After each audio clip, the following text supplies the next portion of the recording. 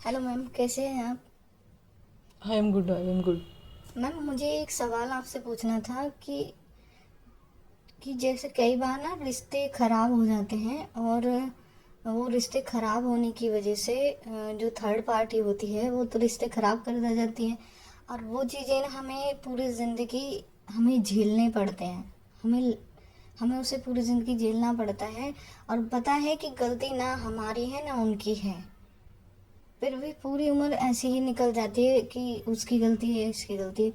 तो बताइए मैम, इसमें हम ऐसे कैसे करें, क्या करें? ये आप ये सवाल पूछ रहे हो मुझसे, तो मेरे पास इसका यही जवाब है। देखिए, थर्ड पार्टी जो होती है वो तो कहीं ना कहीं अपना काम कर जाती है, और इसी चीज़ में ना, इसी बिलीव में कि वो हम अपनी पूरी ज़िंदगी निकाल देते हैं। मैंने ऐसे केस बहुत देखे हैं, बहुत बहुत देखे हैं ऐसे मैंने केस, कि हमारा जो बिलीव है कई बार हम ऐसे निकाल देते हैं कि हमें विश्वास ही नहीं होता कि सामने वाला सही है, और थर्ड पार्टी अपना काम कर जाती है और रिश्ते ख़राब हो जाते हैं। होता है ये है। क्या नाम बताया आपने अपना? मैम, कंचन, कंचन। फरीदाबाद से हूँ मैम। ओके, कंचन, फरीदाबाद से। अच्छा अच्छा। हम्म। ठीक है, मैं इसके डायरेक्ट यस मैम, पॉइंट पे यस आपको मैम। लेके आना राइट, चाहूँगी। राइट। पता है क्या है, आज के टाइम में ना लोग जो हैं वो किसी ना किसी चीज़ को देख के खुश नहीं है, किसी की तरक्की को देख के खुश नहीं है। वो उनके अंदर है ही, जेलस है ही। अगर कहीं भी अगर उन्हें दिखाई दिया, ये कोई बाहर के लोग नहीं होते, ये घर के ही होते हैं जो गेम खेलते हैं, और ये सडनली ऐसा गेम खेलते हैं कि दो लोग हाँ तो मैम, मैम। ज़िंदगी खराब होती हाँ, ही हाँ। होती है, और अपना अपना सब कुछ सही रहेगा। अपना जो भी कुछ है वो सब कुछ सही रहेगा, पर जो दूसरे की फीलिंग को हर्ट करते हैं, और ये भी नहीं, और हम लोग इस चीज़ को समझ भी नहीं पाते कि हमारे साथ क्या चल रहा है, क्या गेम हो रहा है। हमें ये चीज़ें बाद में रियलाइज़ होती हैं, पर वो चीज़ें हमें उस टाइम पे दिखाई नहीं देती हैं। कंचन जी, उस टाइम पे हमें दिखाई नहीं देती हैं। तो हमें इन चीज़ को समझना पड़ेगा, क्योंकि कई बार हम जाने अनजाने में हम ही खुद बेवकूफ़ बन जाते हैं। हमारे अंदर ना कहीं सॉफ्ट कॉर्नर होता है ना हर किसी के लिए, तो वही हमारे लिए दिक्कत करता है। तो वही चीज़ हमें आगे बहुत बहुत बुरी तरह आगे झंझोड़ के रख देती है। हाँ, ये चीज़ें हैं। पता है, कई बार लोग बाग गेम खेलते हैं और थर्ड पार्टी की वजह से सब कुछ खराब हो जाता है, सब कुछ बिखर जाता है, और वो दो लोग तो टूट ही गए हैं, दो लोग तो बिखर ही गए हैं उनका। और वो उनको रियलाइज भी है कि ये चीज़ें गलत हैं, पर कहीं ना कहीं वो दिमाग में बैठ ही जाता है। चाहे आप कितने भी साल बाद उन चीज़ को निकाल लो, पर वो निकलती नहीं है, वो दिमाग में बैठी रहती हैं। कहते हैं कोई कोई कोई कोई शब्द ऐसा कड़वा होता है कि आप ज़िंदगी भर भले ही उससे पीछा छुड़ाने की कोशिश करें, पर आप उससे पीछा नहीं छुड़ा पाते, वो कहीं ना कहीं निकल के सामने आता ही है। तो आजकल ऐसे ही हो रहा है। थर्ड पार्टी जो है वो यही काम करती है, वो किसी को देख के खुश नहीं है। उनको बस यही निकालना है, अपना काम निकलता है, और बस उन्हें दूसरों के घरों में लड़ाई करवाना बहुत अच्छे से आता है, बहुत अच्छे से। ये चीज़ें मैंने देखी हैं। अब वो यही काम करते हैं, यही काम करते हैं, वो इन चीज़ों से पीछे नहीं रहते कभी भी। तो हमें ऐसे में क्या करना चाहिए, हमें ऐसे में जो हो रहा है उसको तो होने दो, पर धीरे धीरे चीज़ों को समझने की कोशिश करो। क्या पता धीरे धीरे वो चीज़ें समझ आ जाएं, क्योंकि एकदम तो हर चीज़ें सही नहीं हो सकती ना, हर चीज़ें एकदम अपने हिसाब से तो नहीं हो सकती ना। तो धीरे धीरे उन चीज़ों को सॉर्ट आउट करने की ज़रूरत है। एक बार बैठ के एक बार बात करना बहुत ज़रूरी है, क्योंकि कहीं ना कोई गलती हमसे भी हुई होगी थोड़ी बहुत, कि जिसकी वजह से ये सिचुएशन आई है, या उनसे भी हुई होगी, और इस चीज़ का फ़ायदा उठाते हैं थर्ड पार्टी, और वो खूब मज़े में जी रहे हैं। जो थर्ड पार्टी होती है वो खूब मज़े में जी रही होती है, उनको किसी चीज़ की टेंशन नहीं है। और ना ही उनके कर्म आते हैं, जो लॉर्ड कहते हैं कर्मास कर्मास जो सामने आते हैं, कर्मास नहीं होते हैं। कि हमारे कर्म हैं और वो हमारे सामने आए हैं और हमें इस चीज़ की पनिशमेंट मिली है। नो नो नो, ये कोई कर्मास नहीं है, ये गेम है, ये सोसाइटी का गेम है। ये जो हमारी सोसाइटी होती है ये ऐसे ही गेम खेलती है, ये कभी किसी को आगे निकलने नहीं देती है। अगर कहीं भी कोई इंसान आगे बढ़ने की कोशिश करे या कुछ भी, तो ये हमेशा गिराती ही गिराती है। तो कभी भी हम यही तो कहते हैं कि कभी भी कामयाब होने की ढिंढोरा ना पीटें, क्योंकि यही लोग होते हैं जो आपको गिराते हैं। इसलिए कभी भी कामयाबी खामोशी से ही करनी चाहिए, क्योंकि ऐसे लोग हैं दुनिया में जो कभी आपको आगे बढ़ने नहीं देंगे, पीछे ही खींचेंगे। और उन लोगों को कोई फ़र्क नहीं पड़ता, और उन लोगों को कोई पनिशमेंट नहीं मिलती कि भगवान उन्हें पनिशमेंट देगा। वो हमें ही समझनी पड़ेगी, हमें ही देखनी पड़ेगी, वो प्रॉब्लम हमको ही सॉर्ट आउट करनी पड़ेगी। हम उस प्रॉब्लम से कैसे निकल सकते हैं और सामने वाले को किस तरह से जवाब दे सकते हैं। ये हमारी सोसाइटी की बिग प्रॉब्लम है। ये आप समझ रहे हो, बहुत बड़ी प्रॉब्लम है ये, जिसको सॉर्ट आउट करने की बहुत ज़रूरत है। तो ये ऐसे सॉर्ट आउट नहीं होगी, ये हो ही नहीं सकती।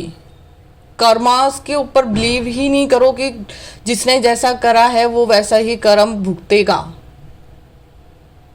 नहीं ना। क्योंकि वो कर्मा भगवान ने थोड़ी ना लिखे हैं, वो तो इंसान यहाँ लिख रहे हैं। और जिनके चक्रव्यूह में हम फंसते आ रहे हैं, भगवान ये थोड़ी ना कह रहे कि हाथ पे हाथ रखे बैठे रहो, आप उन चीज़ों का सामना ना करो। महाभारत में भी तो देखा था, अपनों से लड़ाई हुई थी ना, तो इसलिए हमें खुद ही लड़ना पड़ेगा, अपने लिए खुद ही आगे करना पड़ेगा, अपने लिए स्टैंड खुद ही लेना पड़ेगा। नहीं तो ये दुनिया हमें गिराती ही रहेगी, ये सोसाइटी हमें कभी आगे नहीं जाने देगी, हमारे रिश्ते ऐसे ही ख़राब करती रहेगी। तो थर्ड पार्टी को आने ही नहीं देना अपनी ज़िंदगी में। मैं तो ये बोलती हूँ, थर्ड पार्टी को ज़िंदगी में आने ही मत दो अपनी। राइट, सही कह रहे हैं मामा। आप जान रहे हो, पता है आपको, आप पहाड़ पे गए हो, घूमने के लिए गए हो, आप गए हो वहां पहाड़ पे, आपको पता है यहाँ से मैं गिर के मर सकता हूँ, फिर भी आप जानबूझ के वो काम कर रहे हैं। अगर आप गिर गए तो ये देख लो कि पॉसिबल है डेथ ही होगी वहाँ पे। अगर वहाँ पे गिर गए, आप पहाड़ से नीचे खाई में गिर गए, तो पॉसिबल है डेथ ही होगी। अगर बाई चांस आपको कोई ऐसी चीज़ मिल जाए, अगर आप गिर रहे हो नीचे और आपको कुछ ऐसा मिल जाए कि जिससे वो पकड़ में आ जाए, कि अगर आपके जैसे पेड़ होते हैं उनकी शाखाएं मिल जाएं, उनकी ब्रांच मिल जाए, आपके हाथ में आ गई, तो आप बचने की कोशिश नहीं करोगे, या फिर आप वहाँ से गिर के मरने के ही सोच रखा है, मरने की ही ठान रखी है कि हमें उसने गिरा दिया और हमें गिर गए और हम मर जाएंगे। क्यों? वो रिस्क तो भी तो हमने ही लिया है ना। हम क्यों पहाड़ पे गए? हमें पता है यहाँ रिस्क है, तो हम क्यों गए उस पर? पता है ना कि हाँ रिस्क है, पर कभी कभी हालात हमारे ऐसे होते हैं, हमें रिस्क हम जानबूझ के नहीं लेते। कई बार हो जाते हैं कि हमारी ज़िंदगी में कई बार ऐसी प्रॉब्लम आती है, हम फंस जाते हैं उस चीज़ से। पर आपको पता है मैं गिर गया हूँ और मेरे पास एक उम्मीद की किरण है, तो जब आपके हाथ में वो ब्रांच आई है, उसको पकड़ के आप ऊपर चढ़ने की कोशिश करोगे, अपने मौत से लड़ने की कोशिश करोगे ना, करोगे ना? सही कह रहे हैं मामा। तो मौत से लड़ने की जब कोशिश करोगे, तब ही तो आप उस खाई से निकल पाओगे।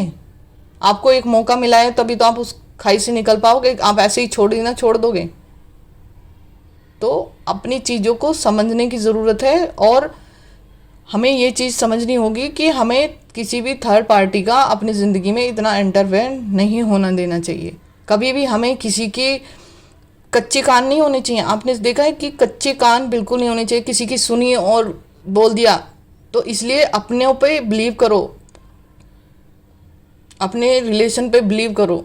सामने वाला क्या कह रहा है, थर्ड पार्टी क्या करे, उसको सुनना ही नहीं है आपको। अगर सुनोगे तो रिलेशन ख़राब होंगे ही होंगे।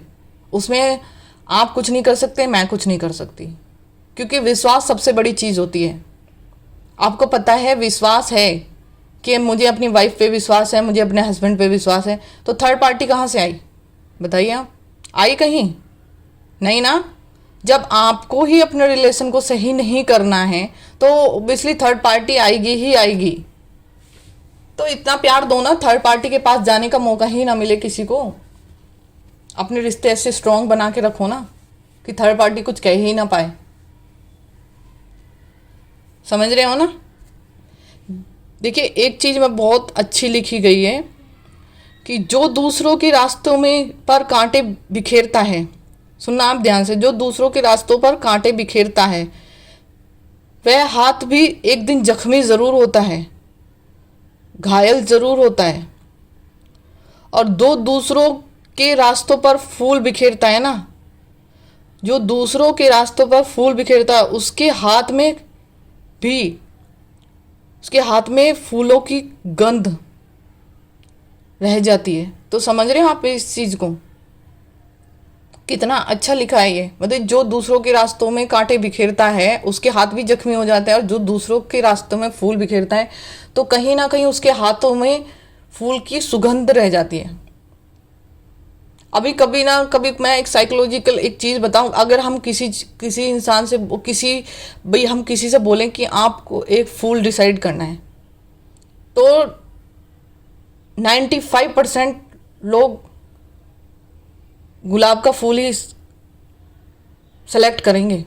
95, ये साइकोलॉजिक है, 95। तो ऐसे ही हमें अपनी लाइफ को एक ना एक दिन समझने की बहुत ज़रूरत है। आत्मज्ञान, अपना ज्ञान होने की बहुत ज़रूरत है। आत्मज्ञान होने की बहुत ज़रूरत है। जब तक हम अपने अंदर झांक के नहीं देखेंगे तब तक हम किसी चीज़ का सॉल्यूशन नहीं निकाल सकते। आत्मज्ञान होना बहुत ज़रूरी है। जब हमारे अंदर आत्मज्ञान होगा ना, तो हम हर चीज़ को अच्छे से देख पाएंगे, हर चीज़ को अच्छे से समझ पाएंगे। हमारी लड़ाई खुद से है तो हमें वो लड़नी ही पड़ेगी।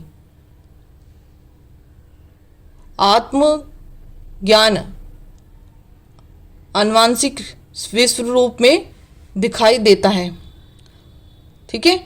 और आत्मज्ञान होने पर ना ये विश्व एक रस्सी जो होती है अज्ञान पूर्वक, वो हमें सर्प जैसी दिखाई देती है। तो अगर हमें ज्ञान है तो हमें ये रस्सी भी ना सर्प नहीं दिखाई देगी, ये दुनिया दिखाई देगी, हमें ये विश्व दिखाई देगा। तो इसलिए ज्ञान होना बहुत ज़रूरी है। ज्ञान की हमें नॉलेज होनी बहुत ज़रूरी है। तो कभी भी किसी भी रिश्ते में ऐसे होने ना दें कि थर्ड पार्टी की ज़रूरत हो। आप अपनी ज़रूरतों को खुद पूरा करो, हाँ, खुद इस चीज़ को सोचो और समझो और खुद ही आगे निकलो इस चीज़ में। किसी थर्ड पार्टी का ना बातें सुननी है और ना उनसे कुछ कहना है। वो आपका फैसला है, वो आपको ही करना है। तभी आप अपनी लाइफ में खुश रह सकते हो, तभी आप अपनी लाइफ में कुछ कर सकते हो, ठीक है। हाँ मैम। ठीक है कंचन जी, हाँ ठीक है मैम, बहुत अच्छा लगा आपसे बात करके। मेरी प्रॉब्लम बहुत हद तक कुछ सॉर्ट आउट हो गई है आपसे बात करके। आपसे बड़ा अच्छा लगा कि मैंने आपसे बात की है और मैं आपसे बात कर पाई। आप जिस तरह से समझाते हो मैम, बहुत ही अच्छा वो है। आप बहुत अच्छे स्पीकर बनोगे, बहुत मोटिवेशनल बड़े स्पीकर बनोगे। देखना एक दिन आपका दुनिया में बहुत नाम होगा मैम, बहुत। Thank you ma'am, thank you so much ma'am, thank you ma'am. Thank you ji, my pleasure, thank you.